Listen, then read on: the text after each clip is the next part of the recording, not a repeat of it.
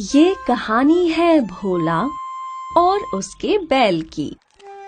भोला एक किसान था जिसके पास एक छोटी जमीन थी जहां वो रोज मेहनत कर फसल उगाता था।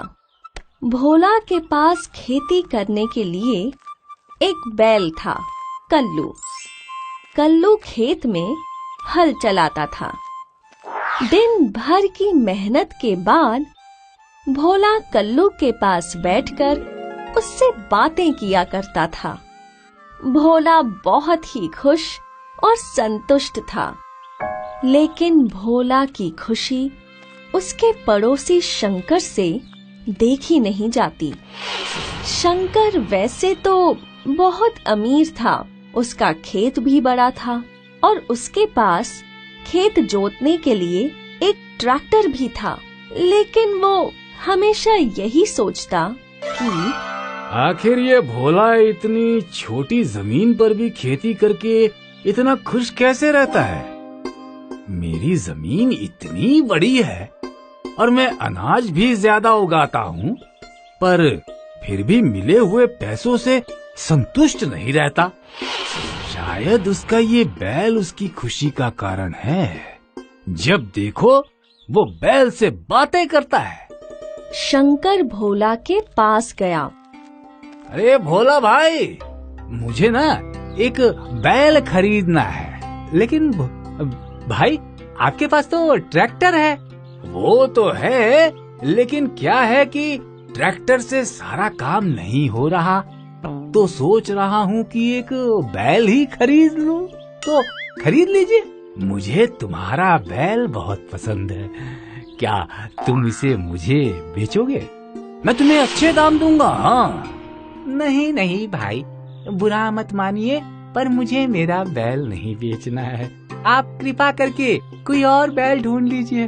शंकर अपने खेत लौट आया और वो सोचने लगा, हो न हो, इसके बैल में ही कुछ बात है जो वो इसे बेचना नहीं चाहता।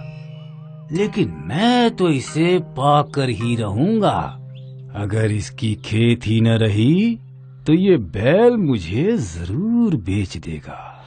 उस रात शंकर ने चुपके से भोला के खेत जला दिए। अगले दिन जब भोला ने अपने खेत देखे, वो फूट फूट कर रोने लगा।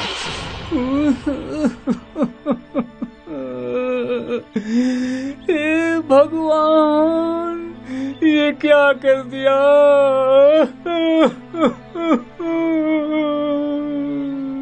शंकर भोला की ऐसी अवस्था देखकर बहुत खुश था।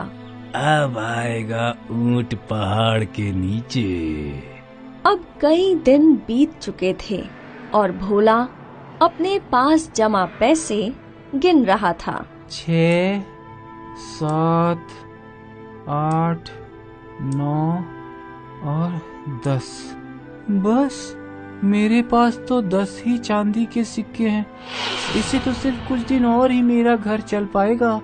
मुझे कल्लू को किसी नए मालिक को बेच देना चाहिए।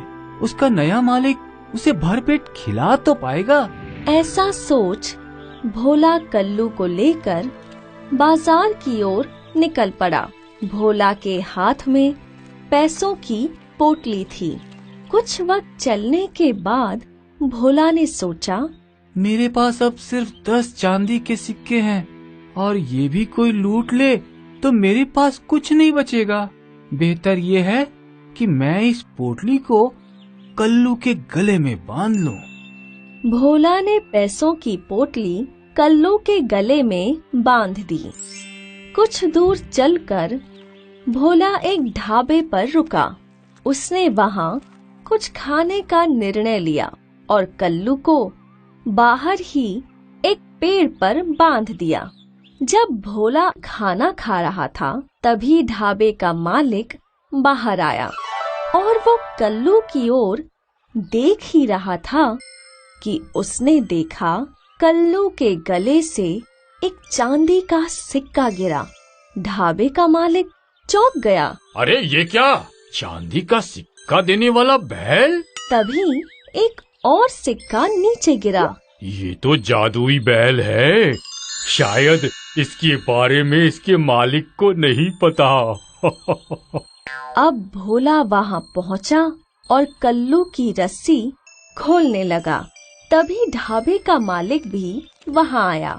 क्या आप ये बैल बेचना चाहते हैं? हाँ, क्या आपको इसे खरीदना है? हाँ, क्यों नहीं। मैं इस बैल के आपको 1000 चांदी के सिक्के दे सकता हूँ। 1000? ठीक है, दे दीजिए। भोला को बैल के लिए 1000 चांदी के सिक्के मिले। सिक्के लेकर भोला मंडी गया और उसने 4 गाय खरीद ली। भोला बहुत खुश था। वो गाय लेकर गांव लौटा। भोला ने गाय का तबेला खोल दिया और दूध का व्यवसाय करने लगा। धीरे धीरे भोला अमीर हो गया और उसका पड़ोसी ईर्ष्या के मारे मरे जा रहा था। भोला का बैल उसके लिए जादुई साबित हुआ और हमें ये सीख मिली कि हमें किसी से ईर्ष्या नहीं करनी चाहिए।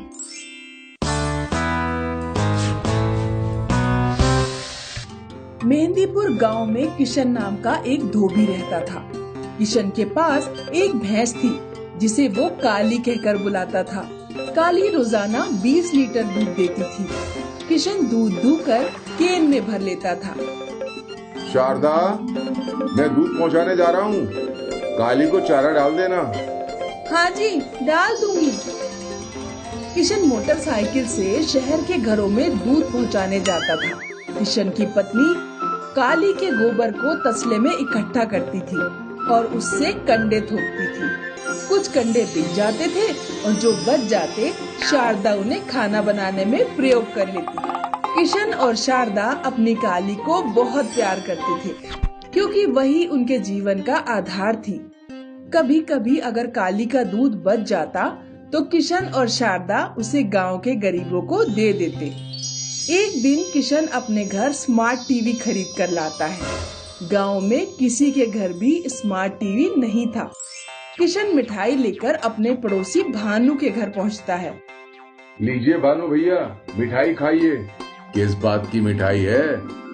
आज मैं स्मार्ट टीवी खरीद कर लाया हूँ। Smart TV? ये कैसी टीवी होती है? ये स्मार्टफोन की तरह काम करती है। भानु किशन से बहुत जलता था। किशन जब चला जाता है तो भानु अपनी पत्नी से कहता है, इनकी काली तो कामधेनु बन गई है। उसके दूध और गोबर से ये अमीर हुआ जा रहा है। एक ससुरी हमारी भैंस है, पूरे दिन में मात्र 2 लीटर दूध देती है और कतई पतला गोबर करती है। और जब भी इन दोनों के घर कोई भी नई चीज आती है तो हमें मिठाई खिलाने जरूर आते हैं जलाने के लिए। कैसा रहेगा अगर हम इनकी भैंस चुराकर अपने घर ले आएं? क्या पागलों वाली बातें कर रही हो? अरे तुम बुद्धू हो। भैंस को यहाँ ले आना, उस पर कत्थई रंग का पेंट कर देना और गांव वालों से कह देना कि बाजार से नई भैंस खरीद कर लाए हैं। बात तो तुमने ठीक कही। रात में जब किशन और शारदा सो जाते हैं तो भानु चुपके से उनके घर में घुस जाता है।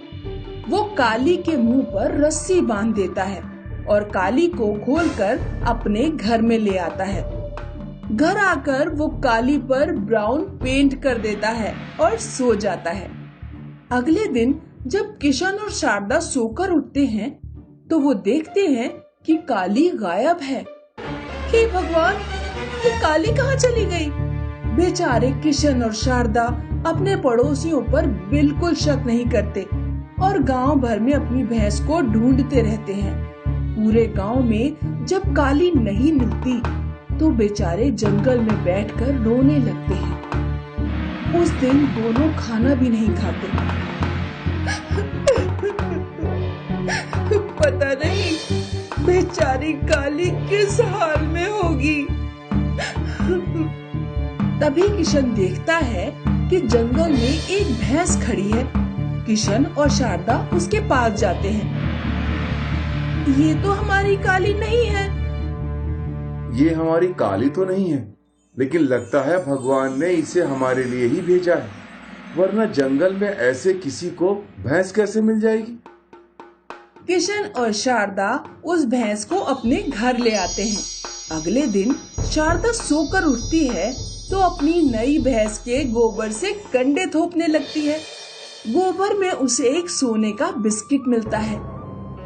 अजी सुनते हो, देखो गोबर में ये क्या मिला है। सोने का बिस्किट? ये भैंस के पेट में कैसे आया? अगले दिन जब भैंस गोबर करती है तो उसमें एक और सोने का बिस्किट मिलता है। लगता है ये भैंस रोजाना गोबर के साथ एक सोने का बिस्किट हकती है। किशन और शारदा गोबर में सोना मिलने के कारण बहुत ही जल्द अमीर हो जाते हैं। वो एक बड़ा घर बनवा लेते हैं और कार भी खरीद लेते हैं।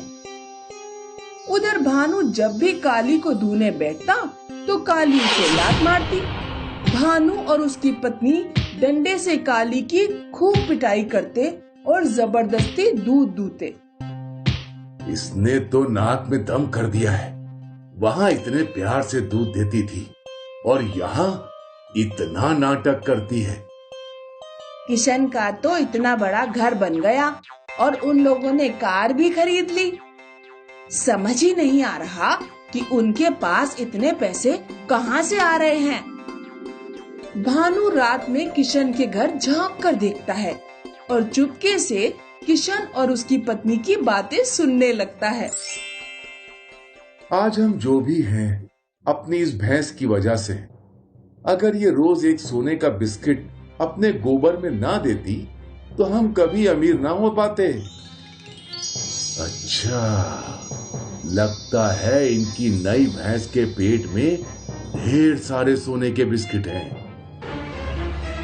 किशन और उसकी पत्नी जब सो जाते हैं तो भानु रात में उनके घर में घुस जाता है और उस नई भैंस को भी खोलकर अपने घर ले आता है।